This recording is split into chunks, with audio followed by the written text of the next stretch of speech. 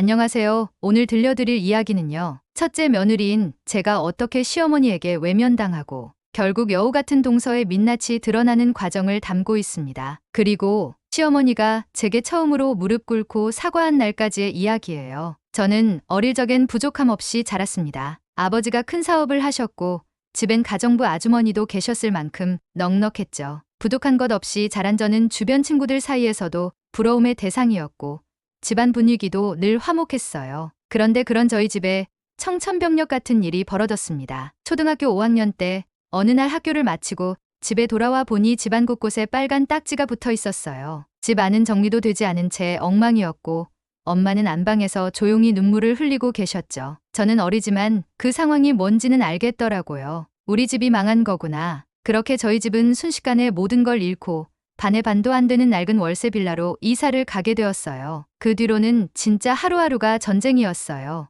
아버지는 늘 바쁘게 움직이셨고 엄마는 식당 서빙과 공장 야간 일까지 병행하시며 가정을 지탱하셨어요. 빚독촉 전화가 쉴 새 없이 오던 그 시절, 저와 남동생은 부모님 곁에서 할 수 있는 걸 도우며 조용히 자라났죠. 하지만 우리 가족은 쉽게 무너지지 않았습니다. 부모님은 절대 너희들 굶기진 않겠다며 악착같이 버티셨어요. 그리고 그렇게 10년 가까이 버티고 또 버티다 보니 제가 24살이 되던 해 드디어 빚을 모두 갚고 작은 전셋집이지만 우리 집을 다시 마련할 수 있었어요. 그날 우리 가족 넷은 서로를 부둥켜 안고 울었습니다. 이제야 진짜 우리 집이 생겼다. 그 감격의 순간을 잊을 수가 없어요. 우리 가족은 그날을 시작으로 다시 희망을 품게 되었습니다. 그렇게 우리 가족이 다시 일어섰을 즈음 저도 사회에서 제 자리를 조금씩 잡아가기 시작했습니다. 대기업 생산직에 입사해 묵묵히 일했고 부모님께 용돈도 드리고 동생과도 우애 좋게 지냈죠. 그러던 어느 날 지인의 소개로 지금의 남편을 만나게 되었어요. 서로가 배려심 많고 성실하다는 점이 잘 맞았고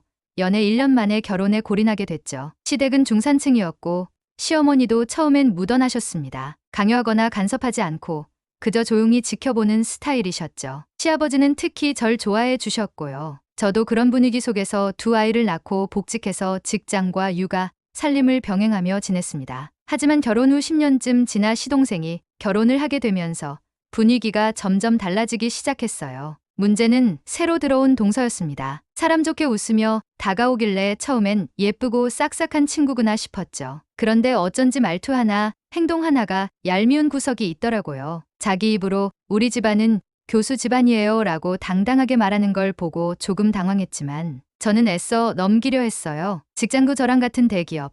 그것도 사무직이라고 하더라고요. 자연스럽게 시어머니는 그 동서를 더 반기셨어요. 둘째 며느리는 고급스럽고 야무지다는 말을 공공연히 하시고요. 이상한 건 그때부터였습니다. 시어머니가 저를 대하는 태도가 미묘하게 변하기 시작했어요. 예전에는 조용히 지켜보는 정도였는데 이제는 말끝마다 동서 얘기를 꺼내며 비교를 하시는 겁니다. 동서는 말수가 많고 애교도 많아서 시어머니 눈에 참 예뻐 보였던 거겠죠. 그런데 그 애교가 전부 진심이 아니라는 걸 저는 시간이 지나고 나서야 뼈저리게 깨닫게 됐습니다. 시어머니 생신을 앞두고 저는 나름 정성을 들여 선물을 준비했어요. 어머님이 평소 등산을 좋아하셔서 아울렛까지 다녀오며 꽤 괜찮은 등산복을 10만 원대에 마련했죠. 선물 포장까지 정성껏 해갔기에 어머님, 생신 축하드려요 하며 내미는 제 손엔 뿌듯함이 묻어 있었어요. 그런데 그 옆에서 동서가 고개를 갸웃하더니 툭 한마디를 던졌습니다. 어머, 형님, 이거 어디서 사셨어요? 혹시 당근마켓 같은 데서 사신 건 아니죠? 순간 분위기가 싸해졌습니다. 제가 당황해 무슨 소리야? 아울렛에서 새 걸로 산 거야 라고 답하자 동서는 또다시 말을 받았죠. 아, 아울렛 그럼 2월 상품이겠네요. 하긴 요즘은 그런 것도 가성비 좋죠라며 희죽 웃는 거예요. 시어머니는 그런 동서의 말에 웃으며 역시 우리 둘째는 보는 눈이 있어라고 하시고요. 저는 그 순간 내심 왜 갑자기 내가 헌 옷 준 사람 취급을 받아야 하지? 더 마음이 무척 상했습니다. 그런데 문제는 이런 일이 한 번이 아니었다는 거예요. 명절이 다가올 즈음 동서가 저에게 전화를 걸어 어머님 용돈 이번엔 얼마 드릴 건가요? 서로 맞춰야 하지 않겠어요? 고 묻기에 저는 30만 원 드리려 하라고 말했어요. 그런데 시댁에 가보니 동서는 봉투에 60만 원을 넣었더군요. 시어머니는 제 봉투를 보시곤 넌 늘 똑같네. 애정도 고정이구나라며 한숨을 쉬셨고 동서를 향해선 역시 둘째밖에 없다며 어깨를 토닥이셨어요. 그날 저는 처음으로 알았습니다. 누군가 의도적으로 저를 가성비 며느리처럼 만들고 있다는 걸요. 애써 참으려 했지만 그 작은 비웃음 하나하나가 쌓여 제 마음을 자꾸만 갉아먹고 있었던 거죠. 명절이면 시댁엔 늘 큰일이 벌어졌습니다. 시아버지가 워낙 전통을 중시하시는 분이라 조상 차례상 준비는 물론이고 김장도 집에서 다 같이 모여 해야 했거든요. 저는 결혼하고 첫 해부터 그 분위기를 익히 알고 있었기 때문에 항상 미리 준비하고 마음의 각오도 단단히 하고 갔습니다. 그런데 동서는 달랐어요. 시집 온 첫 해부터 명절날 예쁜 배꼽티에 짧은 스커트를 입고 나타나 다들 민망하게 만들더니 그 다음엔 아예 생리통이 심하다며 조기 퇴근을 감행했죠. 심지어 김장날엔 더 기가 막혔어요. 배추를 무려 200폭이나 준비한 날이었죠. 시아버지 말씀으론 둘째 며느리도 친정에 가져갈 김치를 부탁했다며 그렇게나 많이 준비했대요. 그래서 저도 아유 일이 많겠다 싶어 고무장갑을 끼고 허리 펼 새도 없이 배추를 다듬고 있었는데 동서가 시어머니를 부르더니 어머님, 저 거기 새로 생긴 카페 가보고 싶어요. 형님 혼자 김장 잘 하시잖아요. 저랑 잠깐 다녀오시죠? 이러는 거예요. 순간 저는 고무장갑 낀 손을 멈췄어요. 동서야, 지금 배추가 산더미처럼 쌓여 있는데 어디를 가겠다는 거야? 했더니 동서는 형님 혼자도 잘하시잖아요. 저 카페에서 커피 사올게요. 뭐 잠깐 다녀오는 건데라며 웃더라고요. 시어머니도 거기에 동조하며 그래, 둘이 잠깐 다녀올게. 넌 익숙하니까 잘할 수 있지? 라며 남겨두고 거실을 나가시더군요. 혼자 남은 부엌에서 김장하던 그날 저는 문득 울컥해졌어요. 일만 하는 며느리, 손맛 좋은 며느리, 편하다고 해서 늘 당연하게 시키는 며느리. 그런데 누가 제 수고를 알아주기나 하나요? 그렇게 눈물이 맺힌 채 배추를 버무리는데 마침 놀러온 딸아이가 들어와 제 손을 보며 말했어요. 엄마, 왜 맨날 혼자서만 해? 할머니는 왜 안 도와줘? 그 말이 더 가슴에 비수처럼 박혔습니다. 아이 앞에서 참았던 감정이 왈칵 쏟아졌죠. 시아버지 칠순이 다가오던 해 시댁 식구들은 이번엔 특별하게 가족 해외여행을 가자며 의기투합했어요. 장소는 동남아시아의 인기 여행지, 바로 다낭.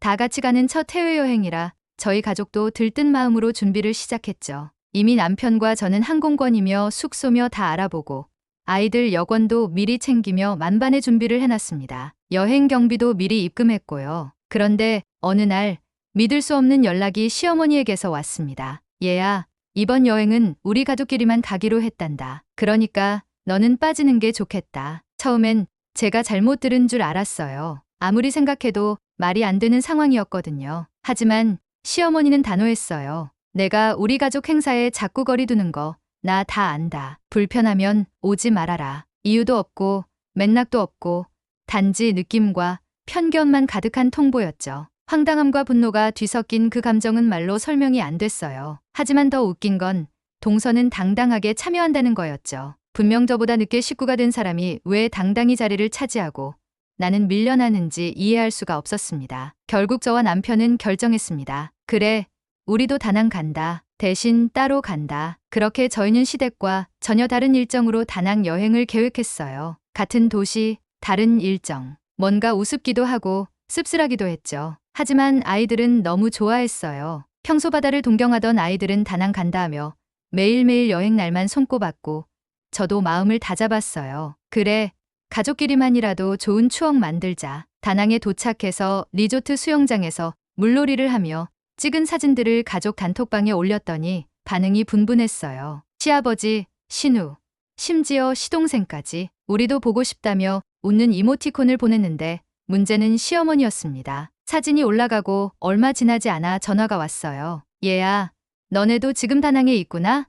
혹시 나 좀 거기 껴주면 안 되겠니? 그 말이 나오자 순간 웃음이 나올 뻔했어요. 제가 빠지라던 분이 외롭다며 저희에게 합류하고 싶다니. 그리고 그 다음 말은 더 충격적이었죠. 내 동서가 나 안 챙기고 지들끼리만 다녀. 나 지금 혼자야? 그 순간 진짜 민낯이 드러나는구나 싶었습니다. 시어머니의 전화를 받고 나서 저는 말문이 막혔습니다. 아니, 분명 너는 빠져라 하시던 분이 이제 와서 껴달라고 하시다니요. 게다가 한껏 자랑하던 둘째 며느리와 단둘이 여행을 가셨던 분이 정작 다낭에 도착하자 너무 외롭다고 제게 하소연하는 모습을 보니 기가 막히다 못해 안쓰럽기까지 했죠. 통화 너머로 들리는 목소리는 예전처럼 힘차지 않았고 어딘가 지쳐 보였습니다. 얘야, 내 동서랑 같이 있으면 나는 그냥 짐이더라. 커피 하나 사줄 때도 쓱 혼자 나가버리고 사진 찍자고 해도 핑계대고 안 찍어. 손자들이랑 같이 오던 내가 지금 너무 그립다. 그 말을 듣자 갑자기 그동안 마음속에 쌓아두었던 서운함들이 주르륵 떠올랐습니다. 나만 기본처럼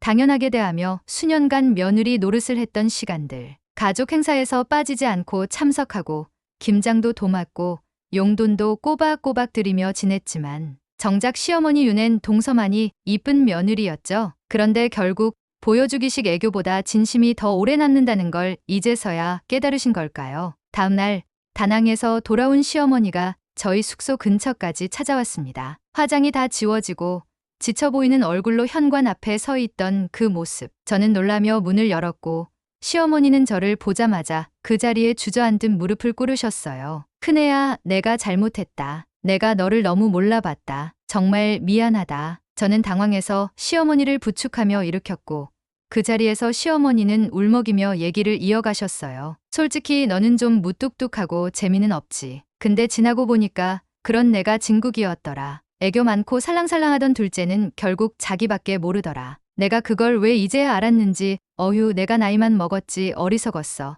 진짜. 그 말에 저는 왠지 마음이 아리면서도 동시에 묘한 후련함이 밀려왔습니다. 이제라도 내 진심을 알아주셨구나 싶어서요. 그렇게 시어머니는 처음으로 제게 진심으로 고개를 숙였고 저 역시 처음으로 어머님의 손을 따뜻하게 잡아드릴 수 있었습니다. 시어머니의 진심 어린 사과 이후 저는 참 많은 생각이 들었습니다. 그동안 억울하고 서운했던 기억들이 한꺼번에 떠올랐지만 이상하게도 그 감정들보다 더 크게 자리 잡은 건 이제야 서로 마음을 열 수 있게 되었구나 하는 안도감이었어요. 저는 그렇게 시어머니를 용서하기로 했습니다. 어차피 한 번뿐인 인생, 미움으로만 살아가기엔 저는 너무 많은 소중한 걸 안고 있거든요. 저를 지켜준 남편, 내게 세상의 전부인 두 아이, 그리고 힘든 시절을 함께 견딘 부모님. 그들만으로도 저는 이미 충분히 축복받은 사람입니다. 그 후로 시어머니는 확실히 달라지셨어요. 예전처럼 은근히 비교하거나 서운하게 하시던 말도 싹 사라졌고 오히려 동서를 단호하게 다루시는 모습까지 보이더군요. 김장철이면 둘째야.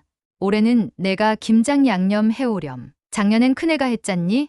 하시고 명절이면 우리 큰며느리는 애도 키우고 일도 하는데 너무 고생시키면 안 된다고 앞장서서 말씀하셨어요. 한마디로 판도가 뒤집힌 셈이었죠. 그리고 무엇보다 든든했던 건 남편이었습니다. 시어머니의 변화가 있기 전부터 그는 언제나 제 편이 되어줬어요. 그게 단순한 감정의 응원이 아니라 진짜 행동으로 보여주는 편이었죠. 어머니가 부당한 요구를 하면 대신 단호하게 말씀드렸고 동서가 여우짓을 해도 절대 넘어가지 않았어요. 제가 힘들 때면 그래도 내가 당신이랑 결혼한 건 인생 최고의 선택이야 라고 말해주던 사람이에요. 아이들도 자라면서 그런 분위기를 자연스럽게 느꼈는지 우리 엄마가 최고야 라며 친구들 앞에서 자랑을 하곤 합니다. 한 번은 초등학교 학부모 모임에서 어떤 엄마가 어머, 누구 엄마세요? 애가 엄마 자랑을 그렇게 많이 해요라고 하시더라고요. 그 말을 듣고 돌아오는 길에 혼자 눈물이 핑 돌았습니다. 결국 내 편은 따로 있는 게 아니구나. 말없이 곁을 지켜주고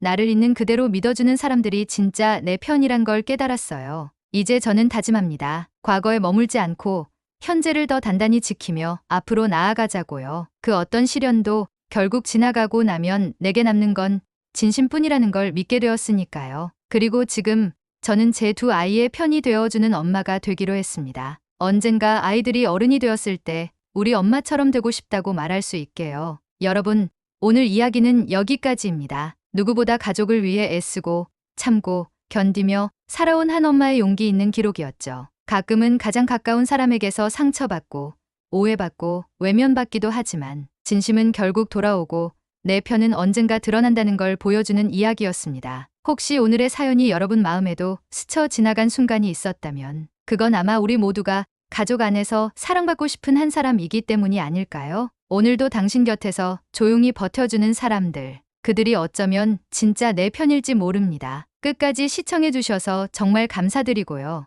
이 영상이 공감되셨다면 좋아요와 구독, 그리고 댓글로 응원과 당신의 이야기도 함께 나눠주세요. 여러분의 한마디가 저희에겐 큰 힘이 됩니다. 그럼 다음 이야기에서 또 만나요. 여러분, 오늘 하루도 평안하시길 바랍니다. 안녕히 계세요.